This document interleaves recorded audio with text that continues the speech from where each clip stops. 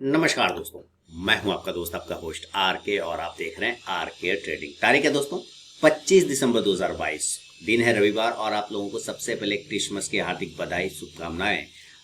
सारे सुख आप लोगों को मिले, सारे खुशी आप लोगों को मिले। आज ये लास्ट सेशन होगा इस साल का 2022 का आपके सवाल मेरे जवाब का 198 एपिसोड यानी 198 एपिसोड लेकर आपके सामने मैं हाजिर हूँ। लगभग अब 200 एपिसोड होने वाला है और ये अगले साल में तो 2023 में हो जाएगा। तो इस साल ये लास्ट होगा 25/7 हाँ, ये इस साल लास्ट होगा। उसके बाद फिर जनवरी का में नया सेशन फिर होगा, है ना, आपके सवाल मेरे जवाब का। तो आप लोगों ने जो प्यार और सहयोग इस सीरीज को दिया है, 200 एपिसोड हर सप्ताह एक एक एपिसोड लेके आना लगभग 4 साल से लगभग कंप्लीट होता रहा। तो आपके सहयोग का बहुत बहुत हार्दिक बधाई मैं आपको दूंगा, शुभकामनाएं भी दूंगा और मैं धन्यवाद भी दूंगा आपको, है ना। तो वीडियो आप लोग काफ़ी पसंद करते हैं। इस सीरीज में काफ़ी लोगों के कन्फ्यूजन सॉल्व हो जाते हैं। बस थोड़ा रूल को फॉलो करके भेजे तो और भी मज़ा आ जाएगा। तो देखिए, आज भी बहुत सारे लोगों ने सवाल कल सैटरडे को भेजा था, 24 तारीख को रात 12 बजे तक। जितने भी सवाल आते हैं सबको कलेक्ट करके मैं यहाँ पर जवाब देने की कोशिश करता हूँ। सवाल तो ऐसे रोज कुछ ना कुछ आते रहते हैं, लेकिन ये स्पेशल सीरीज होता है जिसमें मैं सवाल जो स्टॉक से रिलेटेड होता है, साइकोलॉजी रिलेटेड होता है। स्टॉक से रिलेटेड अगर सवाल होगा और उस पर मैं अपना जवाब बताऊंगा तो कोई पर्सनल बाइंग और सेलिंग की सलाह नहीं होती है।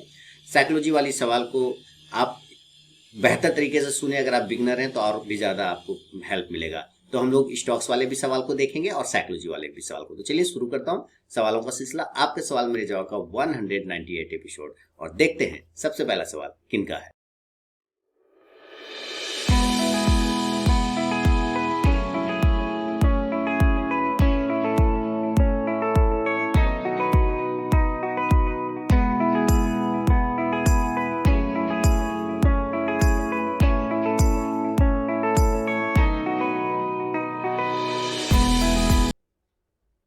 तो दोस्तों सबसे पहला सवाल की बात करूंगा तो देखिए, एक है फेरोज खान साहब।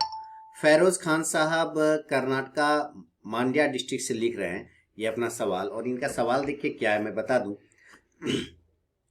ऑप्शन ट्रेडिंग ज्यादा रिस्की है या स्विंग ट्रेडिंग, सेफ कौन सा रहेगा? इनका सवाल है कि ऑप्शन ट्रेडिंग ज्यादा रिस्की है या स्विंग ट्रेडिंग, सेफ कौन सा रहेगा। तो मैं फेरोज खान साहब का जवाब दूंगा, कर्नाटका मंड्या डिस्ट्रिक्ट से।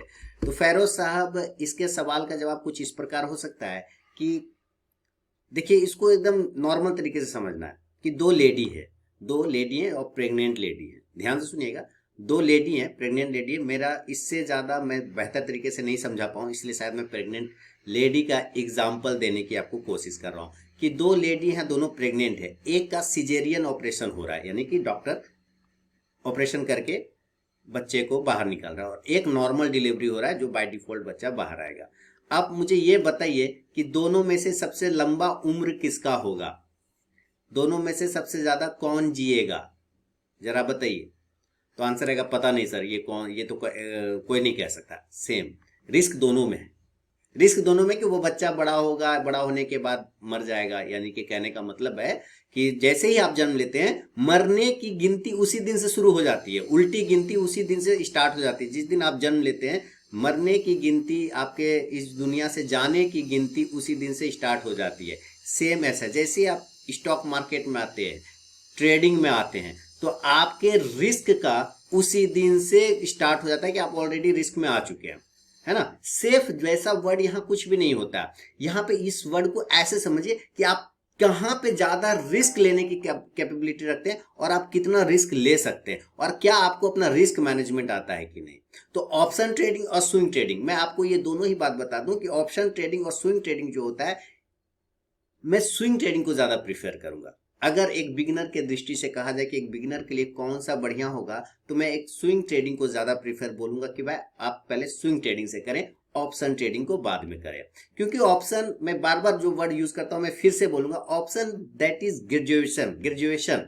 ऑप्शन क्या है? ग्रेजुएशन है। वो 1 क्लास 2 क्लास 3 क्लास 4 क्लास पढ़ने के बाद लास्ट में आता है ग्रेजुएशन। तो पहले 1 2 3 4 5 पढ़िए, बोर्ड का एग्जाम दीजिए, देन ग्रेजुएशन। ऑप्शन एकदम ग्रेजुएशन होता है। और आप डायरेक्ट ग्रेजुएशन करेंगे तो कहीं ना कहीं बेसिक चीजें छूट जाएगी, फेल होने की संभावना बढ़ जाएगा।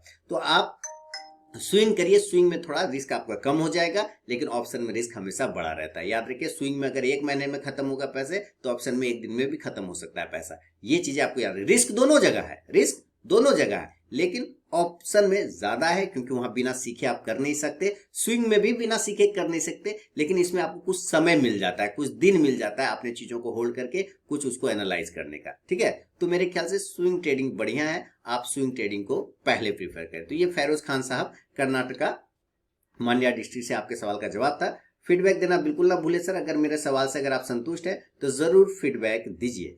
अब दूसरा सवाल देखिए। दूसरा सवाल जो है यहाँ पर आकाश जी लिख रहे हैं गोरखपुर से, उत्तर प्रदेश। गोरखपुर उत्तर प्रदेश से आकाश जी का सवाल क्या है, आप जरा समझिए।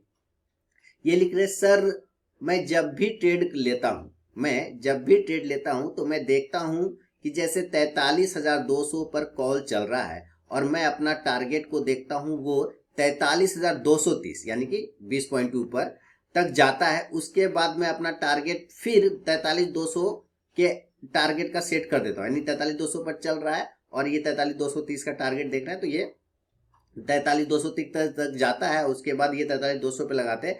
फिर क्या होता है, अचानक से एकदम से डाउन होने लगता है। ऐसे मेरा काफी लॉस होता है। मैं अपनी एंट्री कब करूं? आकाश जी गोरखपुर उत्तर प्रदेश से लिख रहे हैं। देखिए आकाश जी, सबसे पहले तो आप मुझे ये बताइए कि आप ऑप्शन कितने सालों से कर रहे हैं। मैं दिनों की बात तो करूंगा ही नहीं, कितने साल से ऑप्शन कर रहे हैं, तो आपका आंसर आएगा। मैं ही दे देता हूं आपका आंसर, आप मुझे कमेंट में बताइएगा सही हूं या गलत। आप अभी सर कुछ ही दिन से कर रहे हैं ऑप्शन, ज्यादा से ज्यादा साल भर, ज्यादा से ज्यादा साल भर, कोरोना काल से ज्यादा, और हो सकता है उससे भी कम। यानी ऑप्शन का आपको बेसिक पता नहीं है, और एंट्री कब करूं, यहाँ कोई चिट्ठा पे डॉक्टर का प्रिस्क्रिप्शन के जैसा नहीं रहता है सर कि देखिए ये सुबह खाली पेट में टैबलेट खाइएगा। ठीक है, ये गैस का टैबलेट है, इसको खाली पेट में खाना है सुबह में। ये मल्टीविटामिन है, इसको खाना खाने के बाद खाना है दोपहर में। और ये थोड़ी नींद की गोली है, इसमें थोड़ा नींद आएगा ये दवाई खाने से, इसलिए इसको रात में सोते समय खाना। ऐसा नहीं लिखा रहता है। बात समझ में आ रही है आकाश जी? ऐसा नहीं लिखा रहता है ना। एंट्री कब करूं, ये आपके स्टडी पे डिपेंड करता है कि आप कितना स्टडी कर पा रहे हैं मार्केट को, आप अपने चार्ट को कितना स्टडी कर पा रहे हैं। आप 43,210 पर देख रहे लगाते हैं और वो डायरेक्ट गिर जाता है, प्रीमियम डीके होता है, उसको कहते हैं प्रीमियम डीके होना। उसको क्या बोलते हैं? प्रीमियम डीके होना। प्रीमियम खा जाता है, प्रीमियम को खा जाता है। कौन खा जाता है? सेलर खा जाता है। कैसे खा जाता है? टाइम के वजह से। मैंने बार बार कहा है कि ऑप्शन में सबसे बड़ा दुश्मन ऑप्शन बायर का कौन है? समय, टाइम जितना कम होगा आपका प्रीमियम उतना खत्म हो जाएगा। बिल्कुल इंश्योरेंस की जैसा, जितना आप लंबे समय में इंश्योरेंस कराते हैं, 50 साल पे इंश्योरेंस कराएंगे तो प्रीमियम आपको ज्यादा देना होगा, कम एज में इंश्योरेंस कराएंगे तो प्रीमियम आपको कम देना होगा। और आपने टर्म इंश्योरेंस लिया और आपको कुछ नहीं हुआ, जिंदा रह गए, तो वो पैसे जो आपने प्रीमियम दिए वो स्वाहा हो जाता है, खत्म हो जाता है ना। जस्ट लाइक ऑप्शन होता है उसी तरह से। तो ऑप्शन में समय का बड़ा वैल्यू है कि आप जो है कितना स्ट्राइक प्राइस दूर का और नजदीक का ले रहे हैं, और क्या मार्केट वहां पे साइडवेज है। अगर मार्केट साइडवेज है तो आपके प्रीमियम खत्म होने के चांस ज्यादा है अगर आप बायर हैं, आपके लॉस होने के चांस ज्यादा है अगर आप बायर हैं। तो साइडवेज मार्केट में प्रीमियम डीके होता है। एंट्री करने का कोई फिक्स टाइम नहीं होता है, वो चार्ट एनालिसिस होता है, वो आपका मार्केट एनालिसिस होता है, वो सारी चीजें स्टडी पर्पस है। अगर आप स्टडी, आप मेरा बैंक निफ्टी वाला वीडियो देखिए ना, सिंपल है। आप मेरा बैंक निफ्टी और निफ्टी वाला वीडियो देखिए, और वहां पे जब आप देखेंगे बैंक निफ्टी और निफ्टी वाले वीडियो, तो मैं हर एक चीज वहां पे क्लियर बताता हूँ। कहाँ लेना है, कितने प्राइस पर लेना है, कौन सा कॉल लेना है, कौन सा पुट लेना है, ये गैप अप में कैसे लेना है, गैप डाउन में कैसे लेना है, ये सारी चीजें मैं बता दूं। लेकिन मुझे आशा ही नहीं वरन पूर्ण विश्वास है, मुझे भरोसा ही नहीं वरन पूरा उम्मीद है आपके साथ कि आप नहीं देखते होंगे वो वीडियो, बैंक निफ्टी और निफ्टी वाला जो एनालिसिस करके देता हूं। ठीक है, आप उसको देखिए, आप उसको देखेंगे तो आपको पता चल जाएगा कि स्टडी किस तरह से करना चाहिए देन। और आपका ये जो कंफ्यूजन है ना, ये कंफ्यूजन नहीं है एक्चुअली, ये आपका लैक ऑफ नॉलेज है। नॉलेज नहीं है, नॉलेज गेन करिए, नॉलेज को गेन करिए। नॉलेज जब गेन करेंगे तब 43,210 पर आप लेना चाह रहे हैं और वो तुरंत से नीचे आ जाता है, तो मैं पूछता हूँ यहाँ पर क्यों लेना है 43,200 पर, 43,100 पे क्यों नहीं लेना है, 43,300 पे क्यों नहीं लेना है, 43,200 पे ही क्यों लेना है। इसका कारण होगा। अगर आपके पास रीजन है तो आपका विजन क्लियर होगा। रीजन नहीं होगा, सिर्फ किसी के कहने से ले रहे हैं, किसी का टिप्स ले रहे हैं, तो आपका विजन फिर क्लियर नहीं है। तो पहले अपना रीजन क्लियर करिए, वाई क्यों आप लेना चाह रहे हैं उस जगह पे एंट्री, क्यों आपको वो प्राइस अच्छा लग रहा है लेने का, आपको ये पता होना चाहिए आकाश साहब। तो उम्मीद है ये स्टडी वाला वीडियो आप जरूर देखिए। आपको ये ऑप्शन एक दिन का चीज नहीं है, ऑप्शन लास्ट में आने वाली चीज है। जैसा कि मैं बार बार कह रहा हूँ, ऑप्शन लास्ट में आने वाली चीज है, और जब तक आप उसको फॉलो नहीं करेंगे, graduation option just like graduation करने के लिए आपको मैट्रिक और इंटर का एग्जाम देना पड़ेगा, तभी ग्रेजुएशन पहुंच पाएंगे। डायरेक्ट आप ग्रेजुएशन नहीं कर सकते, फेल हो जाएंगे। तो आप पहले हमेशा लर्निंग पर फोकस करिए। आपकी ये सारी चीजें कर, अगर मैं गलत हूं तो मैं अपने व्यूअर से पूछूंगा, कमेंट में लिख के मुझे बताइए कि मैं गलत हूं, मैं गलत आंसर कर रहा हूं। और अगर आप कुछ आकाश जी को बढ़िया सलाह दे सकते हैं तो आप बिल्कुल कमेंट में आकाश जी को बढ़िया सलाह और भी बेहतर सलाह दे सकते हैं। आपके सलाह का स्वागत है। तो ये है आकाश जी का सवाल पे मेरा जवाब, जो कि मैंने दे दिया। और आकाश जी कहाँ से लिख रहे हैं? आकाश जी लिख रहे हैं गोरखपुर उत्तर प्रदेश से। तो उम्मीद है आकाश जी आपको आपके सवाल का जवाब मिल गया होगा।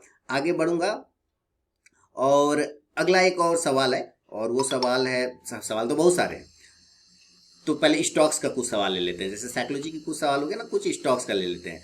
सीके पंडित साहब लिख रहे हैं गुजरात अहमदाबाद से, DCW and Time Techno and FSL and Monarch Networth में कौन प्राइस में इनको बाय करना और नहीं करना है। 2-4 स्टॉक्स हैं, तो चलिए चार्ट पर चलते हैं। 2-4 स्टॉक्स के लेवल देख लेते हैं, कहाँ पे लेना है, नहीं लेना है, और क्या उसके टारगेट स्टॉप लॉस हो सकते हैं। तो चलिए चार्ट पे चलते हैं, फिर आएंगे वापस दूसरे सवाल पे। तो सीके पंडित जी का सवाल है ये। देखिए सीके पंडित जी लिख रहे हैं गुजरात अहमदाबाद से, इनका है टाइम डीसीडब्ल्यू एक छोटा प्राइस का स्टॉक है, लेकिन एक मल्टी बैगर स्टॉक है। मेरे वाच लिस्ट में पहले भी मैंने दिया हुआ था डीसीडब्ल्यू, काफी जबरदस्त स्टॉक है डीसीडब्ल्यू। भी आपके सामने में डीसीडब्ल्यू का चार्ट आ जाएगा, जो कि 43 रुपए के आसपास में चल रहा है, 43। और ये एक बार जो रेंज था ये 762 तक चला गया। देखिए डीसीडब्ल्यू को और थोड़ा नीचे आने देते हैं, हालांकि आप 40 रुपए के आसपास, मैं बता दूं कोई भी पर्सनल बाइंग और सेलिंग की सलाह नहीं है, लेकिन 40 रुपए एक अच्छा सपोर्ट है, 40 से 35 रुपए इसका एक अच्छा सपोर्ट है। उसके आसपास में अगर आप इसको ऐड करें तो ज्यादा बेहतर है। इन केस अगर ये नहीं आया 40 रुपए के आसपास में, तो आप फिर इसको 50 रुपए के ऊपर लेने की कोशिश करिएगा। इस जगह पे मत लीजिए। 40, 42 ये सारे एरिया जो है ये आपको ज्यादा बेहतर है, जहां पे आप ले सकते हैं। 38, 39 ये सब मिल जाए तो और भी बढ़िया होगा। टाइम टेक्नो ये तो ऑलरेडी भी दिया हुआ था, टाइम टेक्नो प्लास्ट का। इसके भी अभी देखिए मार्केट में सेल लगा हुआ है। अगर आप कैश के स्टॉक तो देखें तो काफी ज्यादा करेक्ट करके नीचे आया हुआ है, और अभी सेल लगा हुआ है। 79 के आसपास में टाइम टेक्नो प्लास्ट चल रहा है। अगर ये 75 से लेके 70 के आसपास में अगर मिलता है, 65 से लेके 70 का रेंज है, अगर उस रेंज में अगर आपको टाइम टेक्नो प्लास्ट मिलता है तो जरूर रेड करिए। और अगर नहीं मिलता और ऊपर बाउंस कर जाता है तो 90 के ऊपर फिर लेने का कोशिश करना है टाइम टेक्नो का। एफएसएल मैं अवॉइड की सलाह दूंगा। एफएसएल सिर्फ न्यूज हवा वाला स्टॉक है। एफएसएल मैं एफएसएल को अवॉइड करने की सलाह देता हूँ। एफएसएल कभी मेरे जो कहते हैं ना कि बहुत बेहतर जबरदस्त ऐसा कुछ भी नहीं, लेकिन फिर भी अगर आपको लेना है तो आप 85 से 90 के आसपास में कंसोलिडेट कर सकते हैं, और 100 के ऊपर में अगर ये निकलता है तो और भी अच्छा लेवल आपको बनेगा एफएसएल में, ये ध्यान रखें। इसके अलावा एफएसएल के बाद जो स्टॉक है आपके पास है मोनार्क नेट मेरा स्विंग कॉल था। मैंने सारे टारगेट मोनार्क के आ चुके हैं, मोनार्क नेटवर्थ वाला सारे टारगेट आ गए, ऊपर 400 तक चला गया था ये स्टॉक। आज 200 के आसपास की मेरी खरीदी थी। ये जबरदस्त इस जगह से यहाँ तक चला गया था, जबरदस्त रैली। अब देखिए ये अपने इंपॉर्टेंट सपोर्ट एरिया के पास में मोनार्क आया हुआ है। मोनार्क अगर 305 के नीचे गिर जाता है तब आप इसको 275 के पास ऐड करिए, तब आप इसको 275 के पास ऐड करिए। और अगर ये नहीं आ पाता और ये ऊपर निकल जाता है 350 का, फिर आपको वहां पे लेने की कोशिश करना चाहिए मोनार्क में। ठीक है, गुजरात अहमदाबाद से सीके पंडित साहब, फीडबैक तो आप देंगे नहीं, वैसे कोई बात नहीं, अगर पसंद आ जाए तो जरूर फीडबैक देने की कोशिश करिएगा। और अगला सवाल अब बढ़ता हूं, और अगला सवाल देखें किनका है। अगला सवाल है सुधीर कुमार जी। देखिए ये सुधीर कुमार जी का सवाल है पटना बिहार से। ध्यान से देखिए, सुनिए, और आप सारे लोग जो नए लोग हैं समझिए कि सबसे पहले सर धन्यवाद आपके सहयोग के लिए, जिसके चलते अब मैं थोड़ा बहुत स्टॉक मार्केट से मुनाफा कमा लेता हूं। लिख रहे पहला ट्रेड में नुकसान हो जाता है तो उसके बाद अपने आप को कैसे उबारना है ना। अगर ट्रेड में नुकसान हो जाता है तो उसके बाद कैसे अपने आप को उबारना चाहिए, क्योंकि मुझे जब भी होता है, अब मेरे लिमिट के अंदर ही रहता है, ये लिख रहे हैं लॉस तो होता है लेकिन लिमिट के अंदर रहता है, लेकिन फिर भी मेरे दिमाग में वही सब घूमता रहता है। अगले कई दिनों तक और याद करता रहता हूं कि ये ट्रेड ऐसे की जगह वैसा लेना था या नहीं लेना था, इसके चलते आगे के दिनों में नुकसान की संभावना बढ़ जाती है। ये सुधीर कुमार जी, पटना बिहार से। देखिए, सबसे पहले तो आपने मुझे धन्यवाद दिया, इसके लिए बहुत बहुत आपको भी धन्यवाद। और लिख रहे हैं कि ट्रेड में नुकसान होता है, तो ये लगभग सारे भाई लोगों का मैक्सिमम प्रॉब्लम यही है कि जब वो नुकसान हो जाता है तो वो व्यक्ति क्या करते हैं, उसी के बारे में सोचते रहते हैं। ये जस्ट लाइक उसी तरह से चीज है जैसे कि आप अपने घाव को पालते हैं। पैर में घाव अगर हो जाता है तो, या हाथ में घाव हो गया, चेहरे पे कोई घाव हो गया, तो आप उसको पाल रहे हैं, आप उसका इलाज नहीं कर रहे हैं। क्योंकि घाव पालने से क्या होगा, पैर में गैंग्रीन बन जाएगा, पैर काटने की नौबत आ जाती है। आप उसके बारे में सोचते, उसका इलाज करेंगे ना, कि उसके बारे में उसको पालेंगे, तो लॉस वैसा ही है, गैंग्रीन है, घाव है। आप उसके बारे में सोचते रहेंगे, अगली बार भी आपको लॉस हो जाएगा। ठीक है, पहली बार। और याद रखिए, किसी बंदे ने मुझे बहुत अच्छा कमेंट लिखा था, फीडबैक दिया था और बहुत ही अच्छा चीज लाइन लिखा था। मैं उनके लाइन को दोहराता हूँ, नाम मुझे याद नहीं, माफी चाहूंगा। कि अगर आप कल के लॉस को याद रखेंगे, अगर आप कल के लॉस को याद रखेंगे तो आज का प्रॉफिट भी आपको अच्छा नहीं लगेगा। ध्यान से सुनिए, बहुत ही अच्छी बात उन्होंने कहा कि सर अगर हम लोग कल का लॉस याद रखेंगे तो हमें आज का भी प्रॉफिट अच्छा नहीं लगेगा। बिल्कुल सही बात उन्होंने कहा, बहुत ही बढ़िया बात उन्होंने कहा, दिल खुश हो गया मेरा, बहुत बढ़िया। इसी तरह सुधीर जी कि कल वाला लॉस अगर आप हमेशा याद रख रहे हैं तो आज भी आप ट्रेड सही से नहीं कर पाएंगे। Forget your previous mistake. मैंने इस साल के लिए एक कोट बना रखा है जो कि मैं आपके साथ शेयर करूंगा। जब मैं नए साल पर कुछ बातें कहूंगा तो मैंने एक कोट बना रखा है, वो कोट में शेयर करूंगा। और वो शेयर है, उसी पर बात करेंगे कि हम अपनी सारी पिछली गलतियों को भूल जाएं। हम अपनी सारी पिछली गलतियों, लोग कहते हैं ना गलतियों को याद रखो, नहीं, मैं कहता हूं सारी पिछली गलतियों को भूल जाइए, सिर्फ उस गलती से मिले हुए सबक को याद रखिए। अपनी सारी प्रीवियस गलती को भूल जाइए, प्रीवियस मिस्टेक को भूल जाइए, but always remember from lesson that mistakes. यानी अपनी उन गलतियों से मिले हुए सबक को हमेशा याद रखिए, गलती को याद मत रखिए, सिर्फ सबक को, उससे जो सबक मिला वो। तो अगर आप सिर्फ लॉस को याद रखे हैं तो आपको हमेशा लॉस होगा। आप भूल जाइए ना, कल का किया हुआ लॉस अगर आज भी अगर आपको याद है तो आज का प्रॉफिट आपको कभी अच्छा नहीं लगेगा। Sudhir ji, that is psychological problem, psychological issue. तो ये इशू का सिंपल है कि आपने जो खाया आज, क्या कल तक धोते हैं आप उसको, कल तक लेके जाते हैं?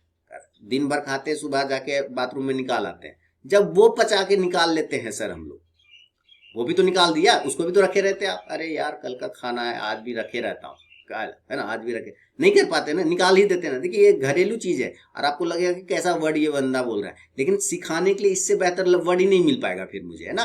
कि आप जो खाते हैं अगले दिन आप उसको निकाल देते हैं, तो सर लॉस जो हो चुका है उसको पकड़ के क्यों बैठे हैं, उसको पकड़ के क्यों बैठे हैं? ये साइकोलॉजिकल इशू है, ये आपको और लॉस करवाएगा, और लॉस करवाएगा, याद रखिए।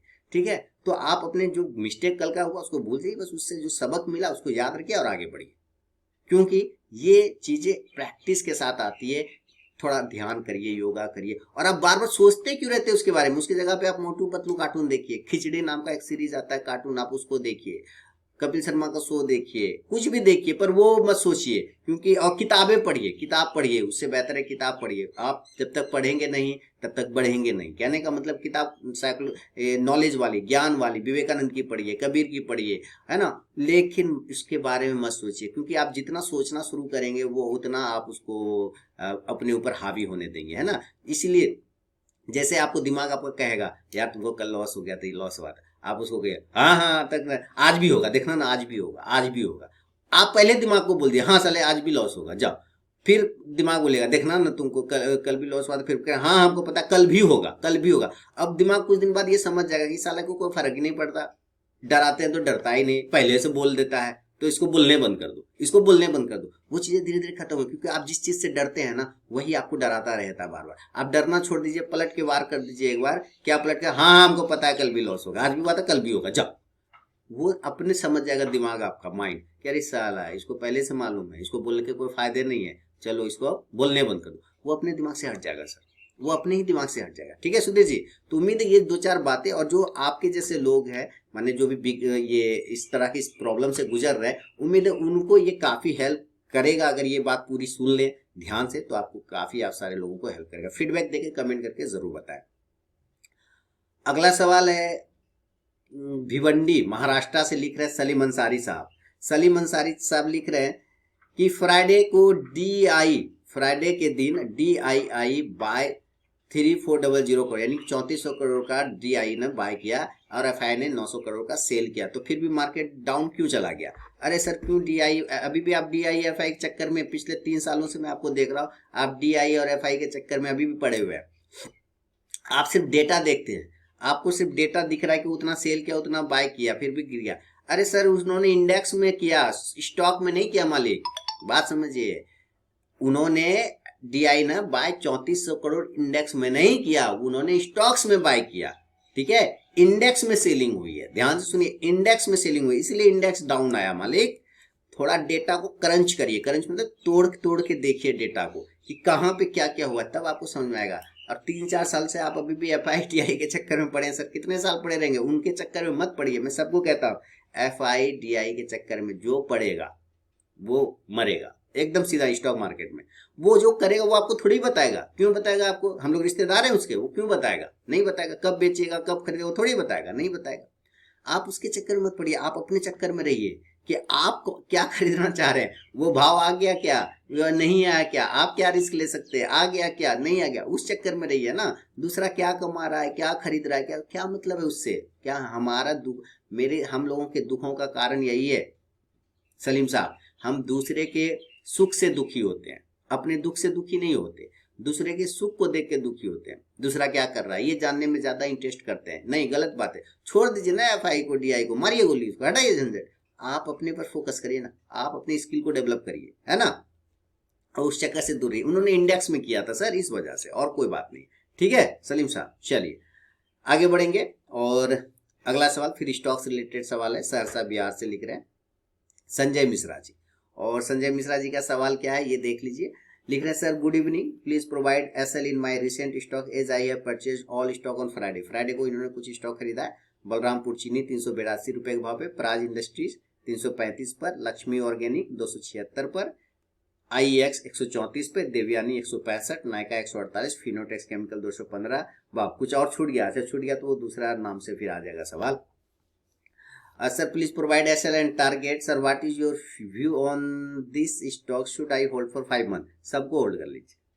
आपने एक चीज नीचे में लिखा ना कि 5 मंथ के लिए होल्ड करना था, IEX को छोड़ के सबको होल्ड कर सकते हैं। लक्ष्मी ऑर्गेनिक हो जाए, बलरामपुर चीनी हो जाए, प्राज इंडस्ट्री हो जाए, देवयानी हो जाए। देवयानी में थोड़ा अवॉइड करिएगा, देवयानी में थोड़ा अवॉइड करने की कोशिश करिएगा। अगर 5-6 महीने का व्यू है तो नायका को रख सकते हैं, फिनोटेक्स को पकड़ के चल सकते हैं। फिर भी हम लोग एक बार SL और टारगेट देख लेंगे, ठीक है। तो चलते हैं SL और टारगेट की तरफ, चार्ट पे चलते हैं।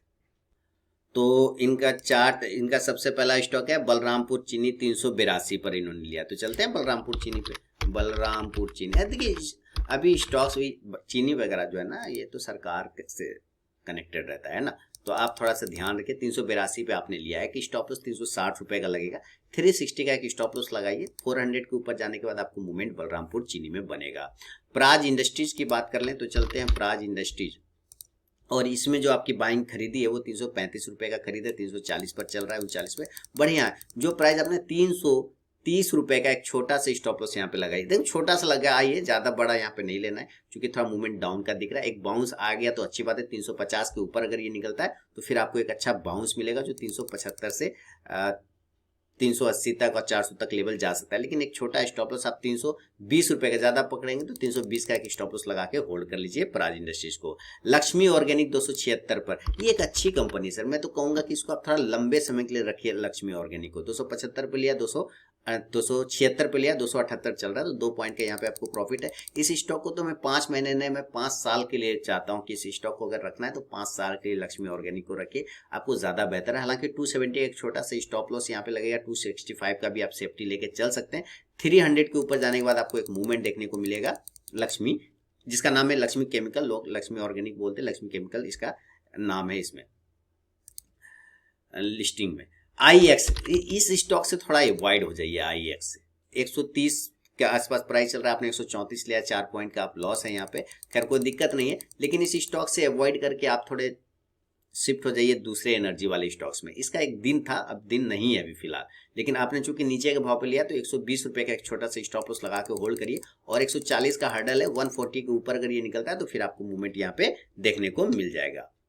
देवयानी, अभी देखिए थोड़ा कोरोना का इशू के वजह से हो सकता है देवयानी में आपको गिरावट देखने को मिल जाए। 165 पे आपने लिया, 171 चल रहा है तो 180 का हर्डल है, 180 के ऊपर अगर निकलता है तो आपको मूवमेंट देवयानी में बनेगा। आप जो स्टॉप लॉस लगाना है 160 रुपए का नीचे का आप स्टॉप लॉस लेके चल सकते हैं। नायका, इसको थोड़ा टाइम दीजिए। नायका को अभी थोड़ा टाइम देना है। 148 पर आपने लिया, बहुत ही अच्छा प्राइस पर आपने पकड़ा है और 144 चल रहा है, प्राइस बहुत अच्छा है इसका। 100 लंबा समय 5 महीने लगाना तो 120 रुपए का एक स्टॉप लॉस लगा लीजिए। बहुत ही अच्छा, स्टॉक्स में खराबी नहीं है, थोड़े थोड़े इशू होते हैं, न्यू एज कंपनियां है ना, तो न्यू एज में थोड़ा इशू है। 160 का हर्डल आ रहा है, इसको 160 के ऊपर जाने के बाद आपको मूवमेंट्स को 200 220 तक के भी बनेंगे देवयानी में, सॉरी नायका में।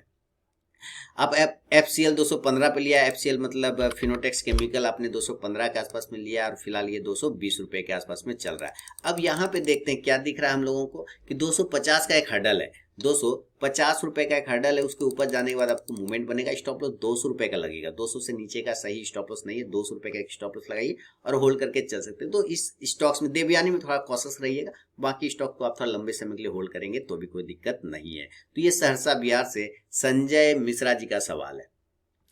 इसके बाद ही अगला सवाल आता है चार स्टॉक रिलेटेड, वो है रीना कुमारी। एक्चुअली ये संजय मिश्रा जी का ही है, नाम बदल के ये भेजते हैं। अब यहाँ पे है, ये लिख रहे हैं टाटा पावर @185, बहुत अच्छी बात है। तो इन्होंने टाटा पावर लिया हुआ है 185। कुछ लोग भेजते हैं नाम बदल के, सोचते हैं मैं नहीं समझ पाता हूँ।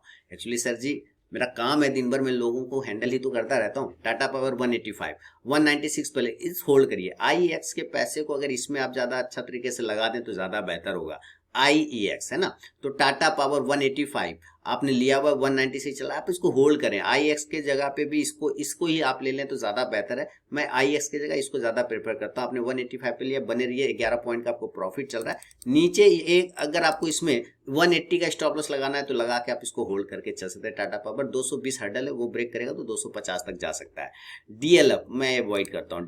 मैं DLF वाले स्टॉक को ना लॉन्ग टर्म के लिए कभी रखता ही नहीं। आपने लिया है DLF को 340 357 चल रहा है, स्टॉप लॉस भी 340 का ही लगेगा। जिस जगह पे स्टॉप लॉस है वही आपका बाइंग प्राइस है, इसलिए cost to cost stop loss लगा के भूल जाइए। अभी अब फिलहाल 380 का रेजिस्टेंस है, अगर वो ब्रेक करेगा, ये रीना कुमारी नाम है, भागलपुर बिहार से लिख रहे हैं, तो 340 के ऊपर जैसे ये निकलेगा, सॉरी 380 के ऊपर, तो आपको मूवमेंट बन जाएगा। इंडियन होटल, और इंडियन होटल की बात कर ले, इंडियन होटल में थोड़ा कॉशियस रहिए अभी आप। हालांकि 320 का या 320 से लेके 330 का जो है ना रेजिस्टेंस है, लेकिन बीच में छोटा सा एक रेजिस्टेंस 300 रुपए का आता है। अगर वो एक बार ब्रेक करेगा तो एक बार बाउंस करेगा 310 से 315 तक। तो मेरे ख्याल से इंडियन होटल में आप 280 का एक स्टॉप लॉस लगा के होल्ड कर सकते हैं। इंडियन होटल को लंबे समय के लिए रखना चाहें तो जरूर रखें। इंडियन होटल टाटा ग्रुप की कंपनी है तो कोई खराब नहीं है। BLS इंटरनेशनल अभी थोड़ा अवॉइड कर लीजिए, ये तो पासपोर्ट सर्विस देती है, बनाती है और ट्रैवल टूर वाली कंपनी है, तो BLS से आप थोड़ा अवॉइड कर लीजिए। स्टॉप लॉस 140 का लगाइए, कट जाए तो निकल जाइए, क्योंकि अभी थोड़ा सा ट्रैवल टूर पर बैन लग सकता है। HFCL 59 पे लिया, अच्छी कंपनी है HFCL, 59 पर लिया हुआ है और ये चल रहा है 66 के आसपास में, तो 60 का ही स्टॉप लॉस लगा लीजिए। 60 का स्टॉप लॉस लगा लीजिए, 75 का एक रेजिस्टेंस है, वो ब्रेक कर जाता है तो फिर 80-85 के टारगेट बनेंगे। सोना BLW होल्ड करिए लंबे समय के लिए। अगला स्टॉक है आपका सोना BLW, और थोड़ा लंबे टाइम के लिए इसको होल्ड करिए। 389 के आसपास लिया, 400 रुपए का चल रहा है, बहुत ही अच्छी बात है। आप इसको होल्ड करिए लंबे समय के लिए। मैं बार बार कह रहा हूँ, सोना BLW को भी लंबे टाइम के लिए होल्ड करना है, शॉर्ट टर्म के लिए कभी भी इस स्टॉक को नहीं रखना। आप इसको पोर्टफोलियो स्टॉक समझ के चलिए। तो ये है रीना कुमारी जी भागलपुर बिहार से, आपके सवाल पर मेरा अपना जवाब। चलिए आगे बढ़ते और देखते हैं कि अगला सवाल किनका है। और अगला सवाल जो है सर, बेहतरीन सवाल हो सकता है। रंजन कुमार मुजफ्फरपुर से लिख रहे हैं और बिहार से। ये लिख रहे हैं, good morning sir, thanks for your inspirational videos which help me to be a successful trader as well as investor. I have invested in the following stock in this week: Bandhan Bank at the rate of 239, Tata Motors at the rate of 428, Hindalco 456, 423. Is correct time? It is correct time to enter in Wipro, Tata Steel and PNB. Will you please give your opinion on this stock? I thanks again for your videos and we will suggest and thanking you. Ranjan Kumar Muzaffarpur Bihar से। ये लिख रहे हैं कि आप जो video देते हैं हम लोग को काफ़ी हेल्प होता है, उसके लिए बहुत बहुत धन्यवाद। मैं भी आपको धन्यवाद दूंगा सर, क्योंकि आप वीडियो देख रहे हैं, ये बड़ी बात है।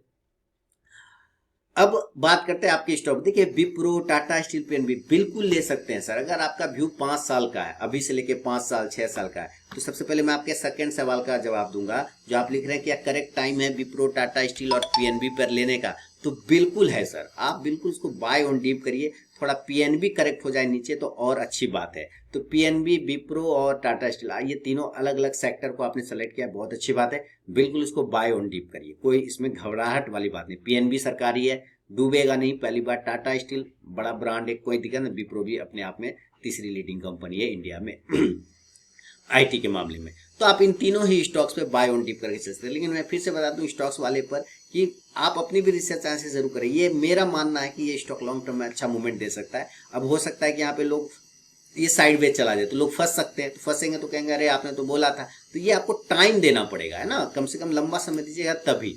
अब आपके आता हूँ बंधन बैंक, टाटा मोटर्स और हिंडाल्को पे, जो आपने लिया हुआ है। बंधन बैंक को 239 पे, टाटा मोटर 428 और हिंडाल्को।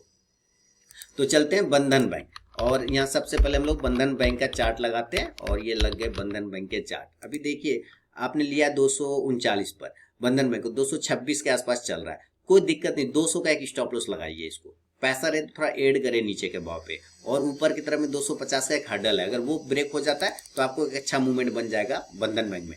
टाटा मोटर्स, देखिए टाटा मोटर्स में अगर आप पैसे नहीं लगाएंगे, अगर आप ऑटो सेक्टर को लेके चलते हैं, तो कौन सा स्टॉक में पैसे लगाएंगे बताइए।